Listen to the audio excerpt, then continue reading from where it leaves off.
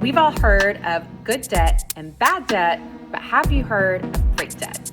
Let's start with bad debt. Bad debt is when you take out a loan, such as a credit card, and you are charged a very high interest rate. A lot of credit card companies are charging, for example, 20% interest, which is a lot of money in order for you to spend their money. But what makes credit cards extremely bad debt is their interest is actually compounding over time. What that means is you are paying interest on top of interest on top of your balance. So if you continue to make minimum payments on your card, even though you stop charging the credit card, your debt actually will get higher over time.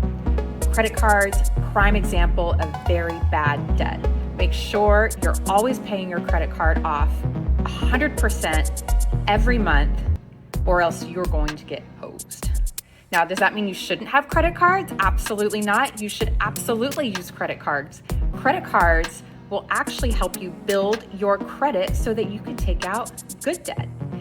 Good debt. Good debt is a very low interest rate. It's called simple interest. It doesn't compound. An example would be the loan you take out on the house that you live in, your primary mortgage. A loan you would take out for your car, for your vehicle. Not so obvious, but yes, it is good to take a loan out on your vehicle. More on that later. And another common example would be student loans. Now, the problem with good debt is that people have an incessant need to want to pay down their debt. A lot of us were taught to be debt-free, and so even though you may be paying as low as 1.99, 4.99, typically 5% or less of simple interest, not compounding, for your home loan, your auto loan, your student loan, you should not pay that debt off. Why? Because those items typically cost a lot of money, and your money is better spent in investing it to outpace the interest you would be paying. Now, this is where we come to great debt.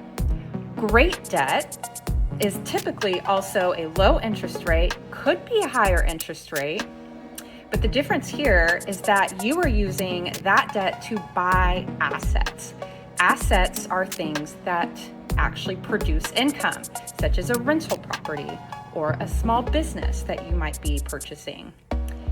What makes great debt is that it pays itself off, and there is extra to pay you in your pocket at the end of the month, every single month. In the meantime, that asset that you purchased, let's say a rental property, is appreciating, meaning it is increasing in value over time, and you're not necessarily doing anything but keeping it operating, such as keeping renters in there.